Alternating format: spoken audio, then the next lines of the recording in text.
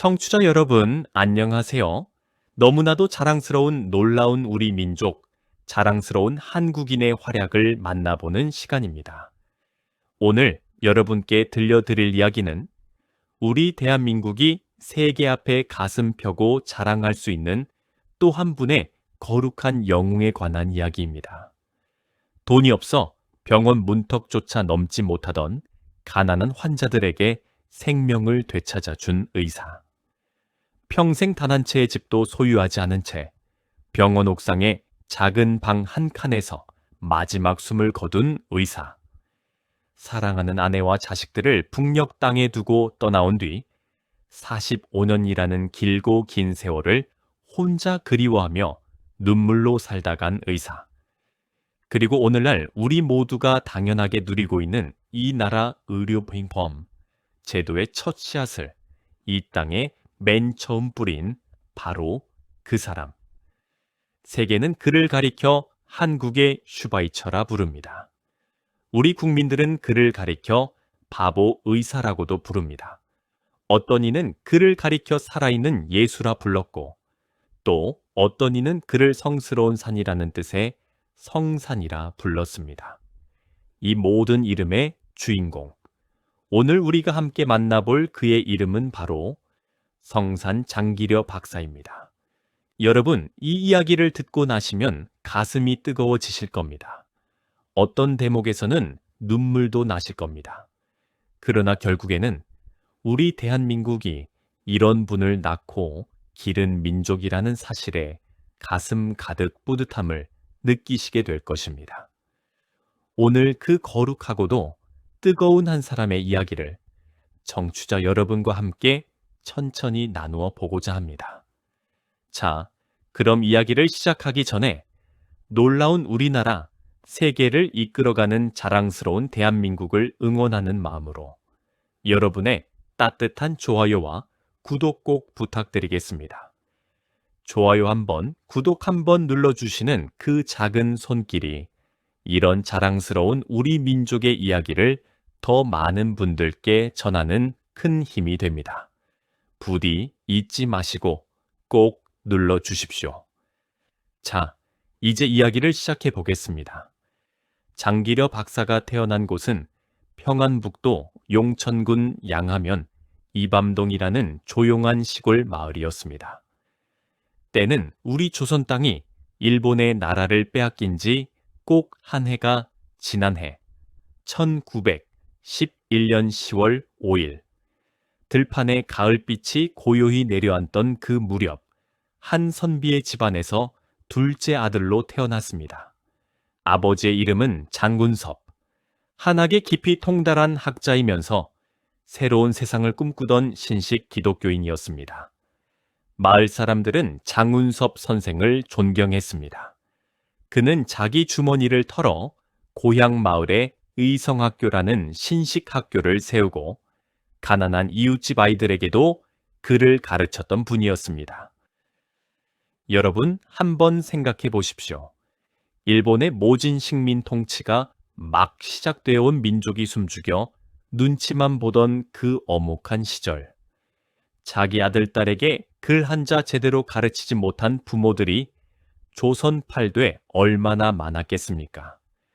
그런 시대에 한 아버지가 자기 고향 아이들을 위해 학교를 세우고 스스로 선생이 되어 교단에 서고 있었던 것입니다. 어린 장기려는 바로 그 아버지가 세운 학교에서 한글을 배우고 한문을 익히고 세상의 이치를 깨우쳐갑니다. 그리고 아버지의 무릎 위에서 한 가지 아주 귀한 것을 더 배우게 됩니다. 그것은 바로 가진 사람은 가지지 못한 사람과 나누어야 한다는 가르침. 공부한 사람은 그 공부로 세상을 위해 쓰임 받아야 한다는 가르침이었습니다. 이 어린 시절의 가르침은 평생 그의 심장 깊은 곳에 뿌리를 내리고 자라게 됩니다. 1923년 13살이 된 장기려는 고향의 의성학교를 졸업하고 개성에 있는 송도고등 보통학교에 입학합니다. 송도고보는 미국 선교사들이 세운 기독교 계통의 명문 학교였습니다. 어린 나이에 부모 품을 떠나 먼 개성 땅으로 유학을 간 것입니다. 학교 생활은 결코 넉넉하지 않았습니다. 참고서 한 권 살 돈이 없어서 수업 시간에 받아 적은 노트만 가지고 밤새 공부하고 또 공부했다고 합니다. 그러나 이 청년의 열정은 가난 같은 것으로 꺾일 수가 없었습니다. 장래에 무엇이 될 것인가? 이 땅의 많은 젊은이들이 그 고민 앞에서 방황하던 그때 장기련은 마음속으로 한 가지를 굳게 결심합니다. 그리고 그는 하나님 앞에 무릎을 꿇고 이렇게 기도했다고 합니다. 나는 의사가 되겠습니다. 그러나 돈 많은 사람들을 치료하는 그런 의사는 되지 않겠습니다. 의사를 한 번도 보지 못한 채 죽어가는 이 땅의 가난한 사람들을 위해 뒷산 바윗돌처럼 늘 그 자리에 서 있는 의사가 되겠습니다. 여러분, 이 말이 참 가슴에 와 닿지 않으십니까? 뒷산의 바윗돌, 화려하지도 않고 큰 소리도 내지 않지만 비가 오나 눈이 오나 언제나 그 자리에 묵묵히 있어주는 존재.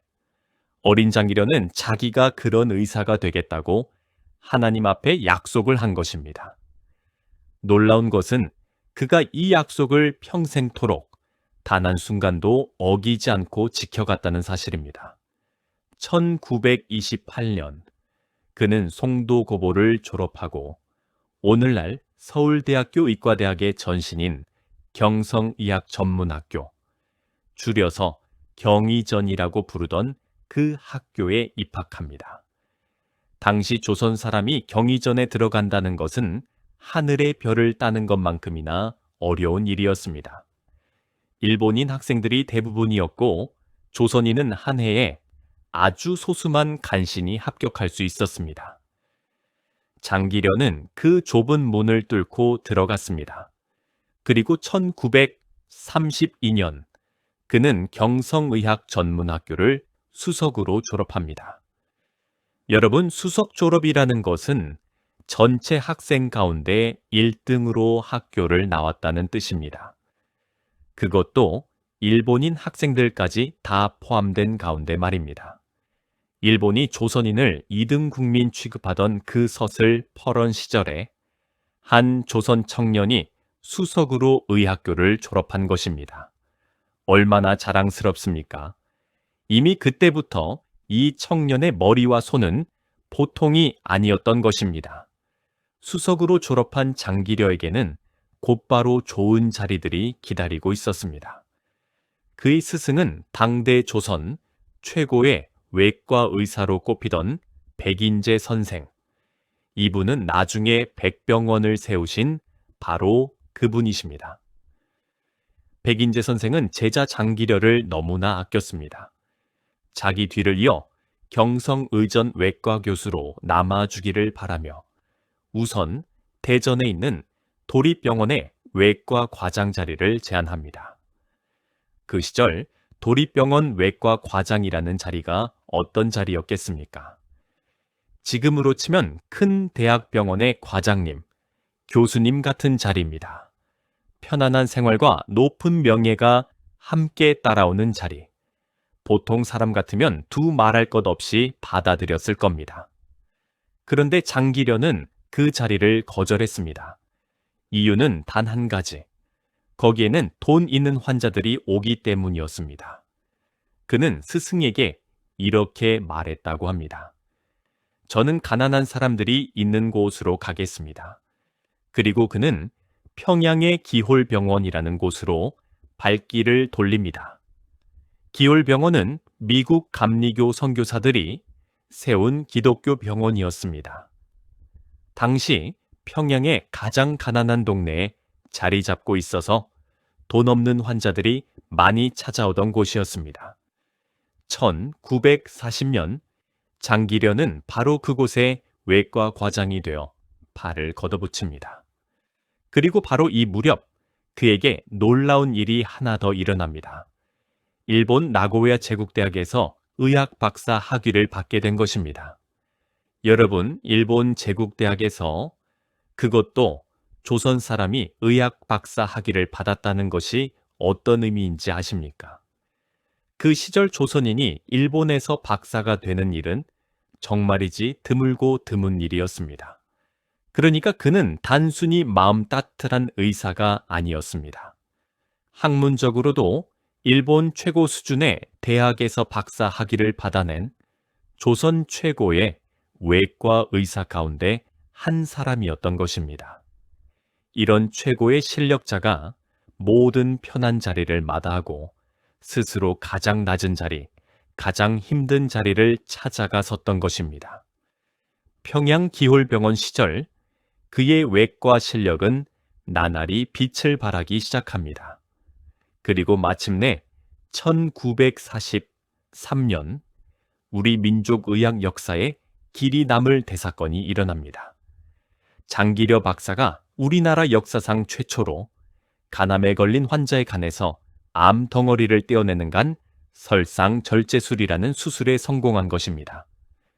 여러분, 이 수술이 얼마나 대단한 것이냐 하면요.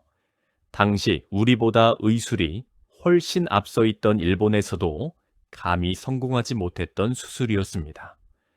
간이라는 장기는 피가 어마어마하게 많이 흐르는 곳이어서 조금만 잘못 건드려도 환자가 그 자리에서 목숨을 잃을 수 있는 위험한 장기입니다.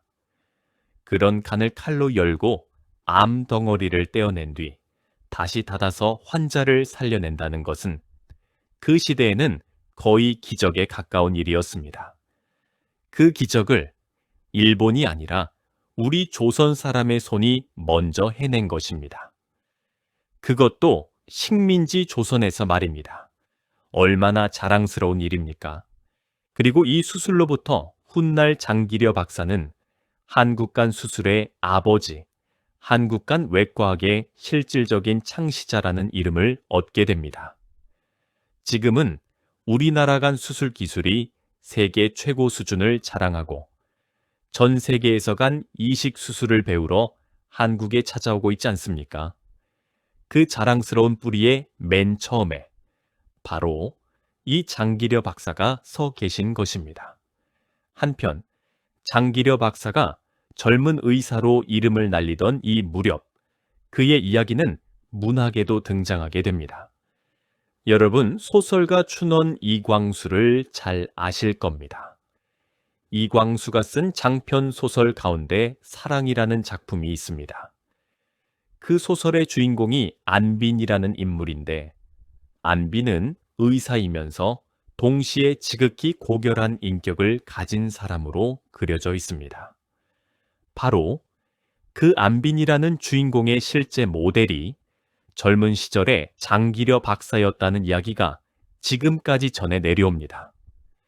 이광수가 병으로 입원해 있을 때 자기를 치료해주는 젊은 의사 장기려의 맑고 깨끗한 인품에 감동해서 그를 소설 속 주인공으로 삼았다는 것입니다. 물론 장기려 본인은 겸손하게 그건 아니라고 부인하셨다고 합니다만 지금까지도 그런 설이 꾸준히 전해지고 있을 만큼 그의 인품은 어릴 때부터 주변 사람들을 감동시켰던 것이지요. 그러나 우리 민족에게 피할 수 없는 큰 파도가 밀려오고 있었습니다.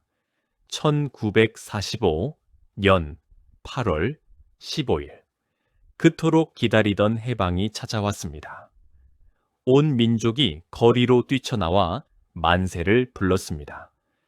이제는 슬픔이 끝나고 기쁨만 남으리라.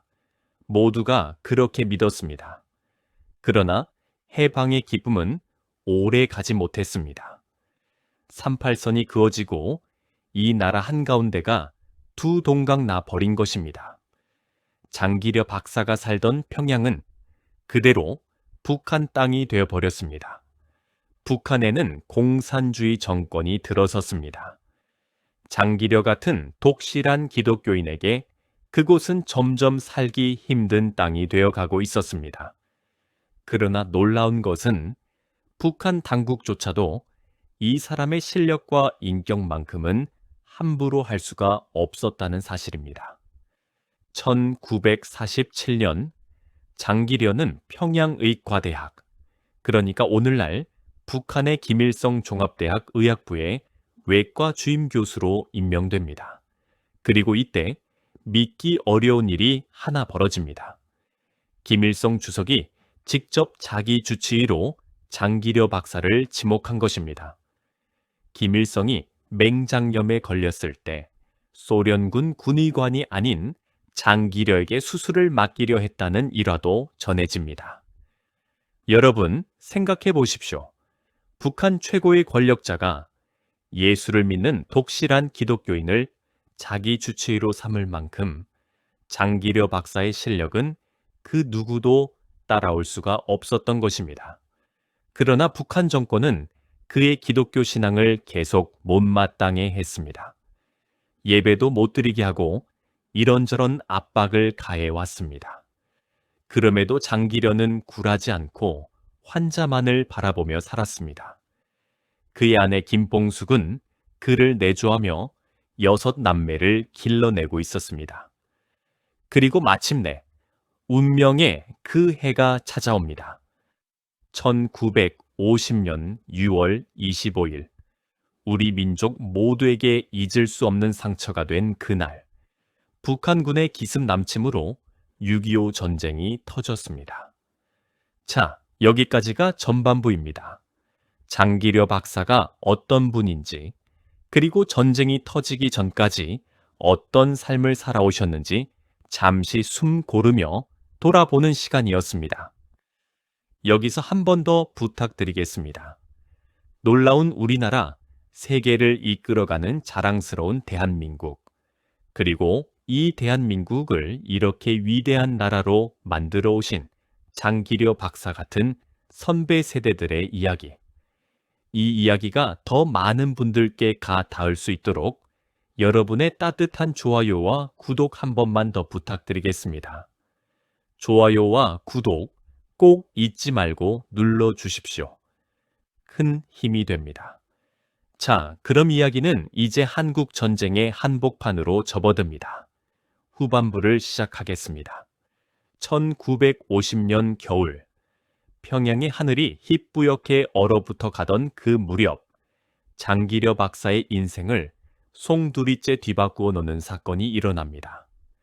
전쟁 초반에는 북한군이 파죽지세로 남으로 쳐내려갔지만 인천 상륙작전을 시작으로 전세가 완전히 뒤집혔습니다. 유엔군과 국군이 평양을 수복했고 장기려 박사는 평양에 세워진 국군 야전병원에서 국군과 유엔군의 부상병들을 치료했습니다. 그는 상대가 누구든 자기 앞에 놓인 생명을 살리는 일에만 집중했습니다. 그러나 그해 10월 말 중공군의 개입으로 전세는 다시 역전되고 국군은 평양에서 철수를 시작합니다. 장기려 박사에게도 피난 명령이 떨어졌습니다. 그런데 여기서 우리 모두의 가슴을 찢어놓는 비극이 찾아옵니다. 장기려 박사는 처음에 부상병들을 실은 버스에 먼저 타고 떠났습니다. 바로 뒤에 아내 김봉숙과 6남매, 그리고 부모님이 함께 내려오기로 되어 있었습니다. 그러나 전쟁의 혼란 속에서 그 만남은 끝내 이루어지지 못했습니다. 차남 장가용만이 간신히 뒤를 따라 아버지 곁으로 옵니다. 아내는, 5 아이들은, 그리고 연로한 부모님은 끝내 38선 너머에 남겨지고 말았습니다. 여러분, 한번 상상해 보십시오. 한 가족이 길 한복판에서 산산이 흩어졌습니다. 남편은 남으로, 아내는 북으로. 그것도 이 며칠, 이 몇 달이 아니었습니다. 그 이별이 장기려 박사 한평생 전체가 되어버렸습니다. 장기려 박사는 나중에 주변 사람들에게 이렇게 말씀하셨다고 합니다. 내가 그날 조금만 더 기다렸더라면, 내가 그날 먼저 떠나지 않고 아내와 아이들과 함께 피난을 했더라면 하고, 그 한이 평생 가슴에서 떠나지 않았노라고. 그 뒤로 수도 없이 많은 사람들이 그에게 재혼을 권했습니다. 생이별을 한 이산 가족들 가운데는 새 삶을 위해 재혼을 하신 분들도 많이 계셨습니다. 그것을 누가 탓하겠습니까? 그러나 장기려 박사는 마지막까지 고개를 저었습니다. 그가 한 말은 단 한마디였습니다. 결혼은 한 번만 하는 것이라네. 여러분, 얼마나 가슴이 먹먹해지는 말씀입니까? 한 번 부부의 연을 맺은 아내를 끝내 저버리지 않겠다는 그 다짐. 45년이라는 긴 세월 동안 혼자서 독신으로 살아가며 그는 오로지 환자들과 기도로 그 그리움을 달랬습니다. 훗날 그가 나이가 들어 기력이 닿을 무렵이 되었을 때 주변 제자들이 이런 이야기를 전합니다. 선생님은 돌아가시기 직전까지도 아내가 가르쳐준 노래를 혼자서 흥얼흥얼 부르곤 하셨다고. 혼자 남은 방 안에서 늙은 의사가 젊은 시절 아내에게 배운 노래를 조용히 부르고 있는 모습. 여러분, 눈앞에 그려지지 않으십니까? 저는 이 대목을 전할 때마다 목이 메옵니다. 1985년 남북 사이의 긴장이 잠시 누그러지면서 이산가족 상봉이라는 것이 시작되었습니다. 장기려 박사는 특별 방북 상봉자 명단에 올랐습니다. 45년 만에 아내와 자식들을 만날 수 있는 기회가 드디어 찾아온 것입니다. 온 국민이 그분을 위해 마음으로 응원했습니다. 그런데 장기려 박사는 그 기회를 스스로 거절하셨습니다. 왜 거절하셨을까요? 그분이 가족을 덜 그리워해서였을까요? 아닙니다. 그분의 말씀은 이러했습니다. 나만 어떻게 특별한 대우를 받고 아내를 만나러 갈 수 있단 말입니까? 지금도 이 땅에는 북녘의 가족을 그리워하며 한숨 짓는 이산 가족이 수만 명이 넘습니다. 저들이 다 만나기 전에 나만 먼저 가는 것은 안 됩니다. 여러분 참으로 놀랍지 않으십니까? 45년을 기다려온 그 만남을 다른 이산 가족들을 생각해서 자기 자신은 포기해버린 것입니다. 결국 장기려 박사는 돌아가시는 그날까지 아내의 손 한 번 다시 잡아보지 못하고 눈을 감으셨습니다. 그런데 한 가지 눈물겨운 이야기가 또 하나 전해 내려옵니다. 미국에 사는 어느 동포를 통해 북녘의 아내에게 사진을 한 장 보낸 적이 있다고 합니다. 장기려 박사가 차남 장가용과 함께 찍은 사진이었습니다. 아들 장가용이 장년이 되어 아버지와 나란히 서 있는 그 사진을 늙고 쇠약해진 북녘의 아내가 받아들고 들여다보았다고 합니다. 그런데 아내는 사진 속 장기려 박사를 손으로 가리키며 울음을 터뜨렸습니다. 이게 우리 가용이구나. 아버지랑 똑 닮았구나. 사진을 전해준 사람은 놀라서 말했습니다. 어머님, 아닙니다. 이분이 장기려 박사님이시고 옆에 계신 젊은 분이 가용이십니다. 아내는 한참을 아무 말도 못하고 서 있었다고 합니다. 왜 그랬겠습니까? 홀로 북녘 땅에 남아 시부모를 모시고 5 남매를 키우느라 자기는 폭삭 늙어버렸는데 사진 속의 남편은 자기 기억 속 젊은 시절 모습 그대로 너무 정정하게 서 있었던 것입니다. 그래서 당연히 남편이 아니라 아들이겠거니 한 것이지요. 여러분, 이 이야기를 듣고 어떤 생각이 드십니까? 우리 민족의 분단이라는 것이 얼마나 무서운 것이었는지, 한 가족의 삶을 이토록 애처롭게 찢어 놓았는지, 그리고 그 고통을 온몸으로 받아내며 살아간 장기려 박사라는 한 사람이 얼마나 거룩한 사람이었는지 생각할수록 가슴이 먹먹해지지 않으십니까? 자, 이제 시간을 다시 돌려서 1950년 겨울 피난길로 돌아가 보겠습니다. 차남 한 명만을 데리고 남녘 땅을 밟은 장기려 박사는 부산으로 내려왔습니다. 피난민들로 발 디딜 틈 없는 부산. 그는 이 혼란의 도시에서 무엇을 했을까요? 그는 자기 이름과 실력만 내세우면 어느 큰 병원에서든 높은 자리를 차지할 수 있는 사람이었습니다. 그러나 그는 그 길을 택하지 않았습니다. 그가 찾아간 곳은 부산 영도의 한 교회 창고였습니다. 창고에 천막 3개를 치고 그 안에 나무 침대 몇 개를 들여놓고 그곳에서 가난한 피난민들을 무료로 진료하기 시작합니다. 이것이 바로 1951년 1월에 시작된 복음병원의 시작이었습니다.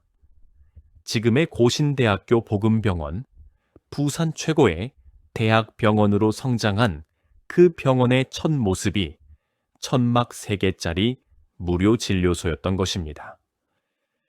유엔군이 원조로 보내준 약품들을 받아 그는 그것을 하나도 빼돌리지 않고 모두 환자들에게 썼습니다. 피난민들이 줄을 서서 찾아왔습니다.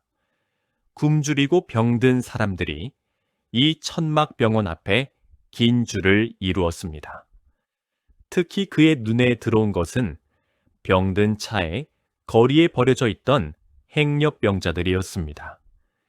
지금은 행렬병자라는 말 자체가 귀에 서르실 수도 있습니다만 전쟁통에 가족을 잃고 아무 연고도 없이 길거리를 떠돌다 병들어 쓰러진 사람들을 그렇게 불렀습니다. 부산 아미동의 어느 창고에는 그런 행렬병자들이 짐짝처럼 버려져 있었다고 합니다. 누구도 거들떠보지 않는 사람들. 장기려 박사는 그 창고에 직접 찾아가 그들을 한 명 한 명 보듬고 치료하기 시작했습니다. 그들을 식구처럼 돌봤다고 합니다. 사람들은 나중에 그에게 또 한 가지 이름을 붙여주었습니다. 행렬병자의 아버지, 복음병원이 자리를 잡아가면서 장기려 박사에 관한 믿기 어려운 일화들이 하나둘씩 쌓여가기 시작합니다. 이 일화들을 오늘 여러분께 꼭 들려드리고 싶습니다. 첫 번째 이야기입니다. 어느 날 복음병원에 한 농부가 입원을 했습니다. 수술을 받고 치료가 끝났는데 그만 집이 너무 가난해서 입원비를 낼 수가 없었습니다. 며칠이 지나도 돈이 없어서 퇴원을 못하고 있었습니다. 더 큰 일은 모내기 철이 코앞이라는 것이었습니다. 이 때를 놓치면 한 해 농사가 완전히 망가지는 상황이었습니다. 농부는 눈물을 흘리며 장기려 박사를 찾아와 사정을 했습니다. 원장님, 제가 부족한 입원비는 반드시 벌어서 나중에 꼭 갚겠습니다. 그런데 지금 모내기를 못하면 우리 식구가 굶어 죽습니다. 제발 먼저 나가게 해 주십시오. 사무과에서는 믿지 않았습니다. 규칙대로 하면 퇴원을 시켜줄 수가 없었습니다. 그 이야기를 들은 장기려 박사는 한참을 생각하시더니 조용히 이렇게 말씀하셨습니다. 오늘 밤에 직원들 다 퇴근한 뒤 내가 병원 뒷문을 살짝 열어놓을 테니 그때 조용히 도망치시오. 그날 밤 사무과 직원들이 모두 퇴근한 뒤 병원 뒷문이 스윽 열렸습니다. 어둠 속에서 농부와 그의 아내가 조심조심 걸어 나왔습니다. 그때 한 사람이 어둠 속에서 조용히 나타나 농부의 거친 손을 꽉 잡았습니다. 바로 장기려 박사였습니다. 원장님이 직접 나와서 도망치는 환자를 배웅해 주신 것입니다. 여러분, 이런 병원장이 세상에 또 어디에 있겠습니까? 환자가 돈이 없다고 법대로 하자며 몰아쓰는 것이 아니라 자기가 직접 뒷문을 열어주며 도망치게 해주는 원장님. 이 일화가 세상에 알려지면서 사람들은 장기려 박사에게 또 한 가지 이름을 지어드렸습니다. 바로 바보 의사.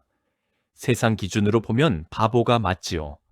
병원 수입은 어떻게 할 것이며 규칙은 어떻게 지킬 것이며 직원들 월급은 어디서 나오겠습니까? 그러나 그 바보 의사의 마음속에는 사람의 생명보다 귀한 것은 없다는 하나님과의 약속 하나가 굳세게 살아 숨 쉬고 있었던 것입니다. 두 번째 이야기입니다. 하루는 영양실조에 걸린 가난한 환자가 찾아왔습니다. 장기려 박사는 환자를 진찰하더니 처방전을 써서 건네주었습니다. 환자가 처방전을 들고 약국으로 갔는데 약사가 그 처방전을 보고 눈이 휘둥그레졌습니다. 처방전에는 이렇게 적혀 있었다고 합니다. 이 환자에게 닭 2마리 값을 내어주시오. 여러분, 세상에 이런 처방전이 어디에 있습니까? 병을 고치려면 먼저 기력을 회복해야 하니 닭이라도 고아 먹고 몸을 추스르라는 의사가 의사 자신의 돈으로 처방한 약이었던 것입니다. 장기려 박사 본인의 주머니에서 그 닭값이 나간 것이지요. 이런 일이 한두 번이 아니었다고 합니다. 자신의 월급이 나오면 그 돈은 집에 오기도 전에 이미 환자들에게 다 나가 있었다고 합니다. 실제로 복음병원 초창기에 장기려 박사는 병원장 월급을 받으면서도 병원 운전기사와 똑같은 액수의 월급을 받았다고 합니다. 직원들 월급을 식구수에 따라 차등을 두고 나눠주면서 정작 자기 자신은 운전기사와 같은 수준으로 받은 것입니다. 여러분, 이런 병원장이 세상에 또 있을 수 있겠습니까? 자기가 제일 높은 자리에 앉아 있으면서도 자기 월급은 가장 아래 자리 사람과 똑같이 받겠다고 하는 그 마음. 그분에게 돈은 정말로 아무 의미가 없었던 것입니다. 세 번째 이야기입니다. 어느 날 장기려 박사가 외출을 하려고 병원 문을 나서는데 나이 많은 거지 한 사람이 그의 옷자락을 붙잡았습니다. 자기가 너무 굶주리고 병들어서 죽을 것 같다고 도와달라고 애원을 한 것입니다. 장기려 박사는 주머니를 뒤졌습니다. 그런데 공교롭게도 그날따라 지갑에 현금이 한 푼도 없었다고 합니다.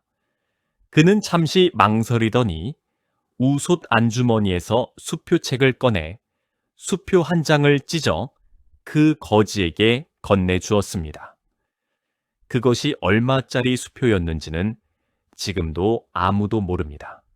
오직 그 수표를 건네준 장기려 박사와 그것을 받은 거지 노인, 그리고 그 수표를 나중에 현금으로 바꾸어준 은행 직원, 그리고 하나님, 이 네 분만 아는 일이 되었다라고 전해집니다. 병원에 돌아왔을 때 소문을 들은 사람들이 도대체 얼마짜리 수표를 그렇게 거지에게 줬느냐고 물었습니다. 장기려 박사는 빙그레 웃기만 하고 대답을 하지 않으셨다고 합니다. 여러분, 이런 분이 우리나라에 실제로 사셨습니다. 책 속의 이야기가 아니라 바로 우리 할아버지 할머니 세대와 같은 하늘 아래서 살아가신 분이셨습니다. 이런 일화들이 쌓이고 쌓이면서 복음병원의 형편은 늘 아슬아슬했습니다. 무료 환자가 너무 많아서 병원이 유지가 될 수 없을 지경이 된 것이지요. 장기려 박사는 고민 끝에 병원 로비에 모금함이라는 것을 놓아봅니다. 형편되는 만큼 기부해 달라는 뜻이었지요. 그래도 사정은 나아지지 않았습니다. 바로 그때 그는 한 가지 큰 결단을 내립니다. 이것이 바로 우리나라 의료 역사에 영원히 남을 거대한 업적의 시작이었습니다. 장기려 박사는 덴마크에서 사회복지를 공부하고 돌아온 책유철이라는 분의 조언을 들으면서 깊이 고민을 합니다. 그리고 마침내 우리나라 역사상 처음으로 시민들이 스스로 조금씩 돈을 모아 병에 걸린 이웃을 돕는 의료보험 제도를 만들기로 결심합니다. 그래서 1968년 부산 땅에서 탄생한 것이 바로 청십자 의료보험 조시범원 조합입니다. 여러분, 이 이름을 잘 기억해 주십시오. 청십자, 파란 십자가. 바로 이 청십자 의료보험 조합이 오늘 우리 대한민국 온 국민이 누리고 있는 국민건강보험제도의 가장 첫 번째 뿌리입니다. 장기려 박사가 내건 표어는 이런 것이었다고 합니다. 건강할 때 이웃 돕고 병 났을 때 도움받자.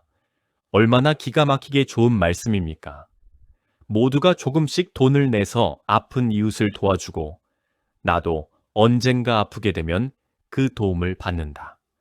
이것이 바로 의료보험의 기본 정신인데 그것을 이미 1960년대에 장기려 박사는 세우고 계셨던 것입니다. 처음에 사람들의 월 회비는 얼마였을까요? 놀라지 마십시오. 단돈 60원이었다고 합니다. 당시 담배값이 한 갑에 100원 하던 시절이니까 담배 한 갑 값도 안 되는 돈이었던 것이죠. 사람들은 처음에 비웃었다고 합니다. 장기려가 사기를 치려면 크게 칠 것이지. 고작 60원씩 받아서 뭘 하려고 하느냐고. 그러나 장기려 박사는 흔들리지 않고 꿋꿋이 이 조합을 지켜나갔습니다. 그 결과가 어떻게 되었을까요? 1977년 우리나라 정부가 국가 차원의 의료보험제도를 도입할 때 바로 이 부산청십자 의료보험조합이 모델이 되었습니다. 박정희 정부는 청십자 조합을 모델로 삼아 대기업 사원과 공무원들부터 시작해서 의료보험 제도를 점점 넓혀갔고 그것이 훗날 지금 여러분도 혜택을 받고 계시는 국민건강보험 제도로 발전하게 됩니다. 여러분, 오늘 여러분이 병원에 가셔서 보험증 한 장만 내면 큰돈 안 들이고 치료받을 수 있는 그 제도의 맨 처음 뿌리가 바로 장기려 박사의 청십자 의료보험 조합이었다는 사실. 가슴이 뜨거워지지 않으십니까? 우리가 당연하게 여겼던 이 고마운 제도 뒤에 이렇게 거룩한 한 분의 헌신이 숨어 있었던 것입니다. 1959년 그는 보금병원에서 우리나라 최초로 간 대량 절제술이라는 큰 수술에도 성공합니다. 간의 큰 덩어리를 떼어내서 간암을 완치시킨 이 수술은 한국간 외과학의 또 하나의 금자탑이 됩니다. 이 수술에 성공한 10월 21일, 오늘날 우리나라에서는 간의 날로 정해 기념하고 있습니다. 1961년 그는 대한의학협회의 학술상, 그러니까 대통령상을 받습니다. 학자로서도 최고의 연계에 오른 것입니다. 그의 명성은 국내를 넘어 아시아 전역으로 퍼져 나갔습니다. 그리고 마침내 1979년 그에게 아시아의 노벨상이라 불리는 막사이사이상이 주어집니다. 여러분, 막사이사이상이라고 들어보셨는지요? 이 상은 필리핀의 국민 영웅이었던 막사이사이 대통령을 기념해서 만든 아시아 최고 권위의 상입니다. 아시아의 노벨상이라는 별명을 가질 만큼 이 상을 받은 분들은 모두 아시아를 빛낸 위인으로 인정받고 있습니다. 장기려 박사는 사회봉사 부문에서 이 막사이사이 상을 수상했습니다. 세계가 공식적으로 인정한 것입니다. 한국에 슈바이처가 있다. 그의 이름은 장기려다. 이렇게 말입니다. 그때 막사이사이상 선정위원회가 남긴 평가가 있습니다. 그는 가난한 사람들을 위해 한 평생을 바친 의사이며 이 땅의 의료보험 제도를 개척한 선구자라고 말입니다. 여러분, 얼마나 자랑스럽습니까? 우리 대한민국이 이런 분을 길러냈다는 사실. 세계가 머리 숙여 인정한 이 거룩한 한 사람이 바로 우리 민족이라는 사실. 이것이 바로 우리의 자부심입니다. 그런데 더욱 놀라운 이야기는 지금부터입니다. 이런 세계적인 상을 받고 국가에서 주는 훈장도 여러 차례 받았지만 정작 장기려 박사 본인은 어떻게 살았을까요? 그는 평생 단 한 채의 집도 가져본 적이 없었습니다. 여러분, 이 말을 다시 한번 들어주십시오. 대한민국 최고의 외과 의사였던 분, 아시아의 노벨상을 받은 분, 나라를 대표하는 의학자 가운데 한 분이셨던 그분이 평생 자기 이름으로 된 집 한 채가 없었습니다. 어디서 사셨을까요? 바로 고신대학교 보금병원이 병원 옥상에 마련해 준 20평 남짓한 작은 사택, 그 옥탑방이 그의 평생 거처였습니다. 돌아가시던 그 마지막 순간까지 그 작은 옥탑방에서 책을 읽고 성경을 읽고 기도하시며 가끔 아내에게 배운 노래를 부르시며 그렇게 사셨다고 합니다. 병원 위 옥탑방에서 새벽에 일어나 곧바로 아래층으로 내려와 환자를 보시고 밤이 되면 다시 그 옥탑방으로 돌아가 잠드시고, 이런 삶이 또 어디에 있겠습니까? 만년에 이르러 그의 건강이 서서히 기울기 시작합니다. 지병인 당뇨병이 점점 심해진 것입니다. 그러나 그는 숨을 거두는 그날까지 환자 보는 일을 놓지 않으려고 하셨습니다. 1995년 12월 25일 성탄절 새벽, 아기 예수가 이 땅에 오신 날 새벽에 장기려 박사는 조용히 이 세상을 떠나셨습니다. 85의 나이였습니다. 평생을 예수의 뒤를 따라 살고자 했던 한 의사가 하필 예수의 생일 새벽에 주님의 품으로 돌아간 것입니다. 그가 숨을 거둔 곳은 병원 옥상의 그 작은 방.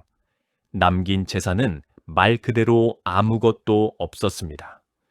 옥탑방의 책, 몇 권과 낡은 이부자리, 그리고 젊은 시절에 아내가 가르쳐준 노래 한 자락.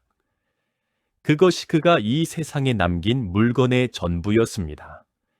그러나 그가 이 민족에게 남긴 것은 실로 어마어마한 것이었습니다. 1996년 정부는 뒤늦게 그에게 국민훈장 무궁화장을 추서합니다. 대한민국 국민이 받을 수 있는 가장 높은 훈장이 무궁화장입니다. 그분의 가시는 뒷모습에 나라가 드릴 수 있는 최고의 예우를 드린 것입니다. 1996년 6월 21일 KBS 방송국은 그의 일생을 담은 특집 다큐멘터리를 방영했습니다. 온 국민이 그 방송을 보며 눈시울을 적셨다고 합니다. 2006년에는 우리나라 과학기술인 명예의 전당에 그의 이름이 헌정됩니다.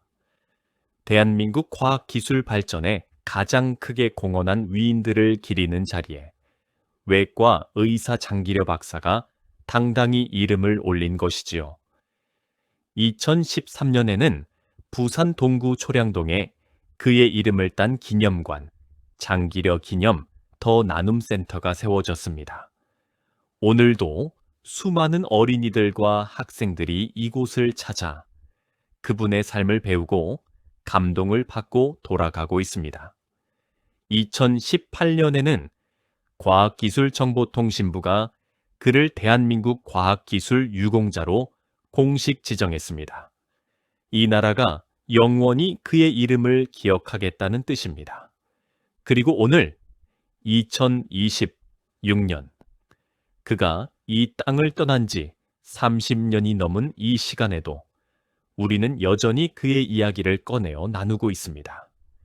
그가 만든 의료보험 제도의 혜택을 누리면서, 그가 씨 뿌린간 수술의 결실을 누리면서, 그가 몸소 보여준 사랑과 나눔의 정신을 본받으려 애쓰면서 바로 오늘 여러분과 저도 그 뜻을 이어받고 있는 것입니다. 자, 이제 잠시 숨을 고르고 마지막 요약으로 넘어가기 전에 여러분께 한 번 더 부탁을 드리겠습니다. 우리 청취자 여러분의 따뜻한 좋아요와 구독이 이런 자랑스러운 우리 민족의 이야기를 지구 끝까지 퍼뜨리는 바람이 됩니다.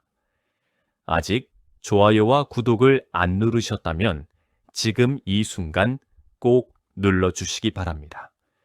놀라운 우리나라, 세계를 이끌어가는 자랑스러운 대한민국. 여러분의 작은 손길 하나하나가 우리 한국인의 자부심이 됩니다. 꼭 부탁드리겠습니다. 자, 그럼 지금까지 들려드린 이야기를 짧게 한번 정리해 드리겠습니다.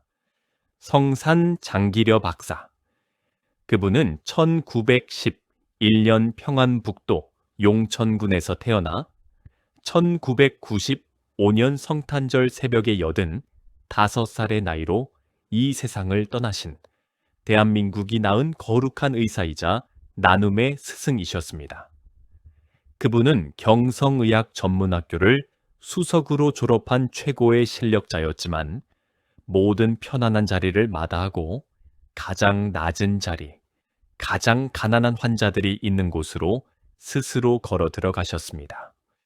그분은 1943년 우리나라 최초로 간암 수술에 성공해 당시 일본도 하지 못하던 의학의 기적을 이 땅에서 먼저 이루셨습니다.